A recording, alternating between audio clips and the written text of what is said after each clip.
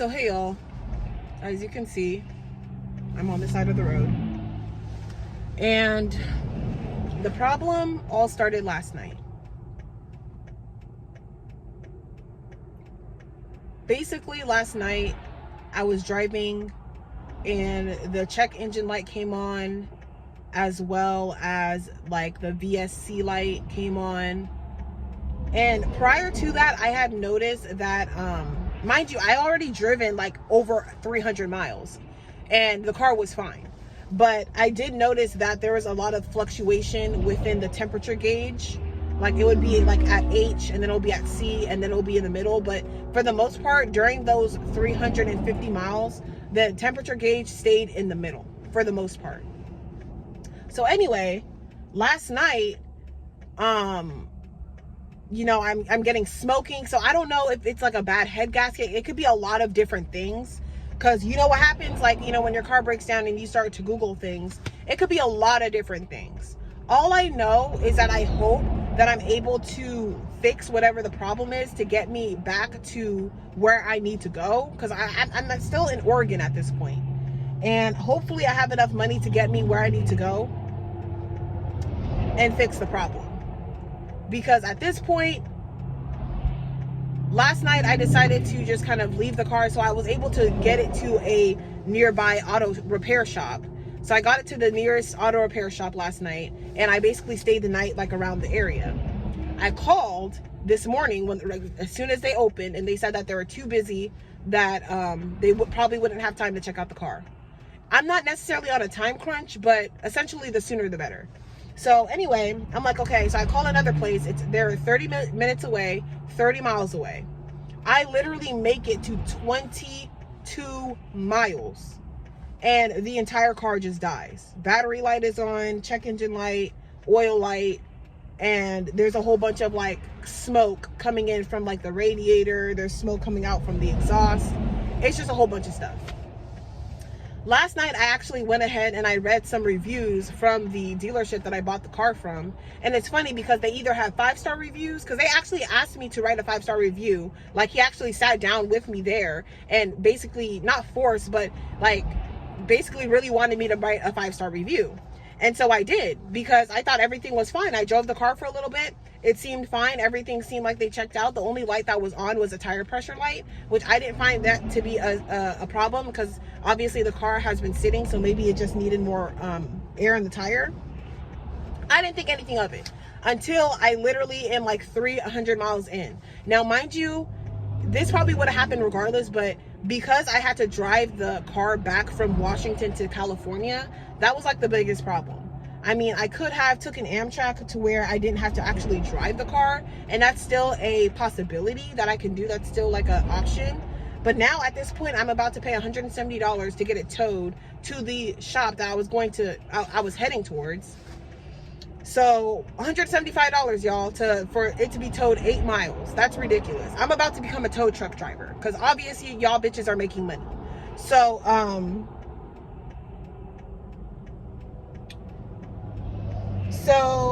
yeah, basically I'm just sitting here waiting for my tow truck. And I don't think, like, I'm trying not to have negative thoughts. I probably should have gotten it towed, but I didn't want to pay. Like, imagine like $175 for 8 miles.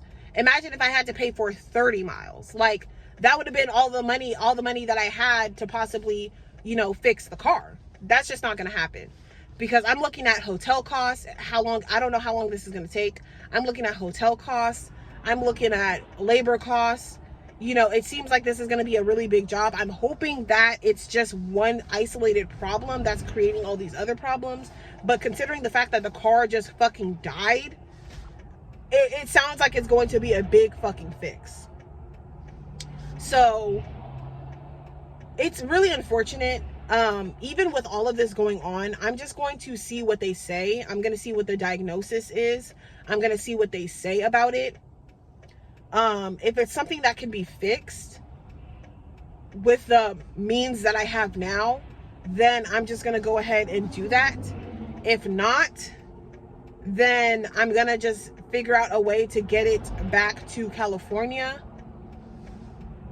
You know, just figure out a way to get it back to California and figure out where I can park it, because it's still livable. Like I could still live in here.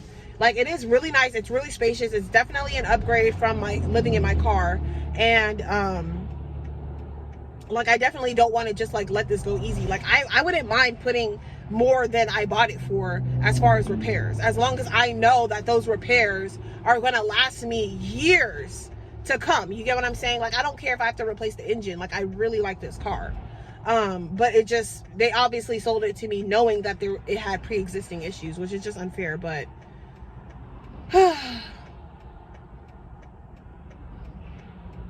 I'm just going to see how it goes. I mean, depending on what they say, depending on how much it's going to cost, and depending on what they say, you know, if I can fix it, I'll spend my last dime trying to fix it and just get back to California. But I know it's probably going to take a few days. Outside of that, if I can't fix it, or it's just completely unreasonable, then at this point I have to figure out how I'm going to file some sort of lawsuit with the used car dealer to get my money back, if I can, because there's lemon laws that protects, you know, stuff like this.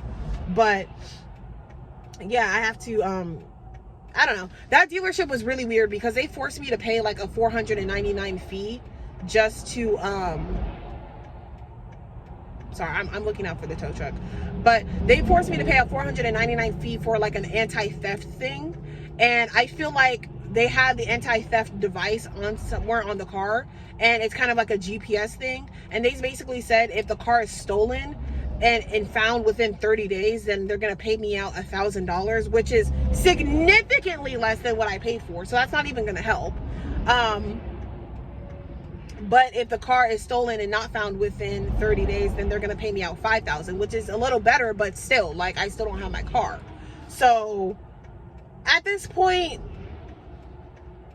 I don't know what I'm going to do. Like, it's just, it's a lot. It's a lot. But I have paperwork, and the, honestly,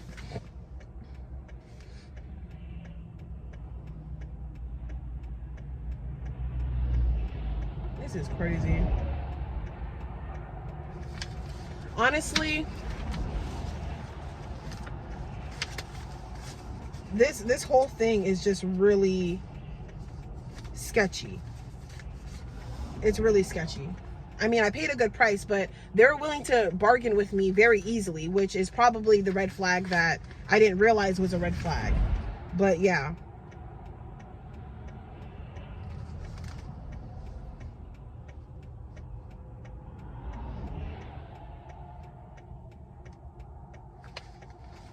Express lane. This is not even called express lane. This is the freaking limited warranty for the theft thing that they have on there. And when they listed it as the extra charge on here, it just says express lane. That's crazy. These people. And I still have to pay the registration and fees, because I refused to register it under Washington. I wanted to register it with California, because California's registration and fees are a lot less. But I still have to do that. Worst comes to worst, I can sell it for parts. I mean, the car is in really good condition, but it just sucks because I literally spent like 2 months of hard work on this vehicle. 2 months. But anyway, the tow truck is here, so I'm gonna... All right, so basically, I was able to get towed to the shop. It cost me about $183 to get it towed. And now I'm in this small little town, and basically it's gonna cost me about $900 to fix it. And by it, they ran a engine diagnostic, and the engine diagnostic basically said that I need a new radiator, because the radiator that was in there was poorly fixed. Like, they tried to fix it with glue or something. So they're gonna fix it for about $900, which isn't bad. And I'm saying it's only not bad because I actually have the money to pay for it. I'm just a girl, so I don't really know if it's a good deal or not. But regardless, I'm just glad that it wasn't a major problem.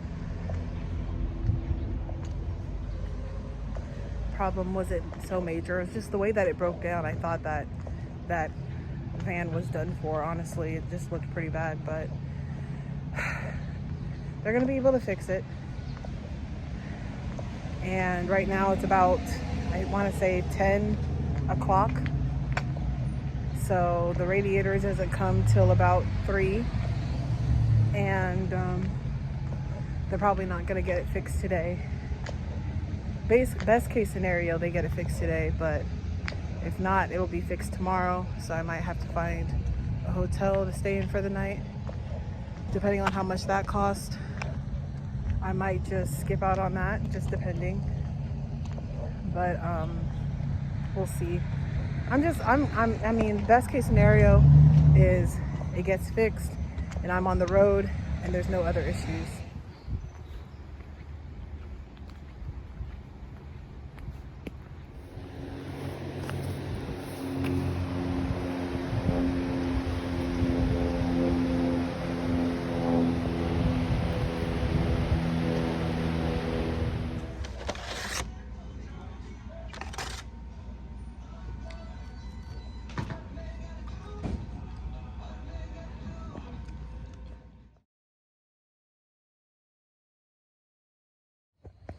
Okay, so I just wanted to come on here. Hold on, sorry, my bad. Hey y'all, so I just wanted to come on here really quick to give y'all an update on the situation. Okay, so basically, I called them right now. It's the next day, technically at 5 in the morning, because they weren't able to finish the job yesterday. So I called them yesterday and they said that the job will be finished by today, by 2 p.m. So I'm hoping that when I go to pick up the car, they don't tell me that anything else.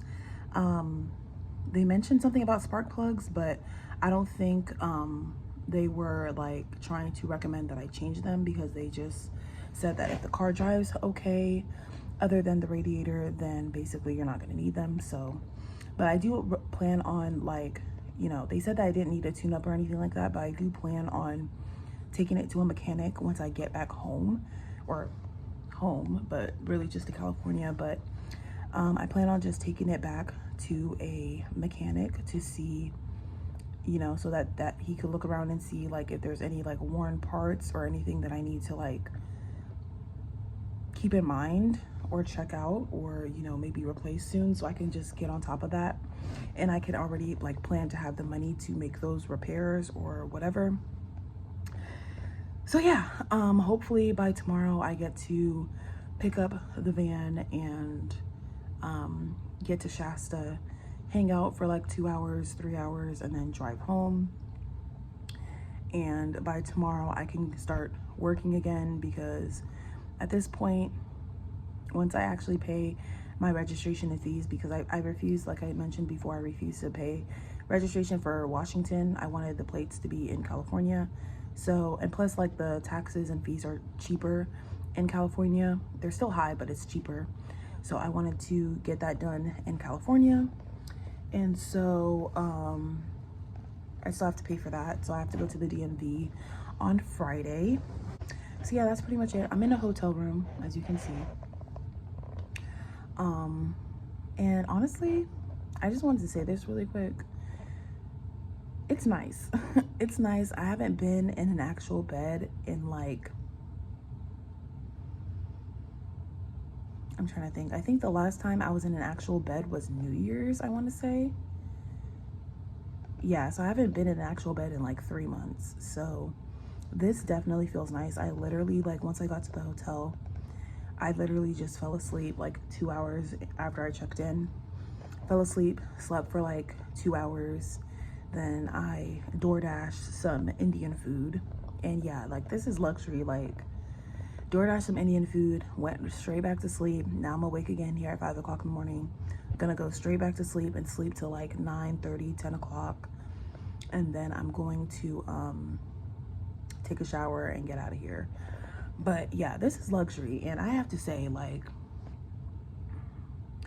if your job, if the one job that you have, like, say you're somebody who's paying rent and you have a job, right? You have one job, and that one job is enough to pay the rent, and then maybe like to have a little bit of extra money, like it's enough to pay your rent and all your bills and a little bit extra money, and you have heat in the winter, and you have AC in the summer, and you have a little TV, you have a nice bed, you should be grateful. Like, this is your sign. You should be very grateful, because I don't mind the nomadic lifestyle, but it's definitely not as comfortable as this.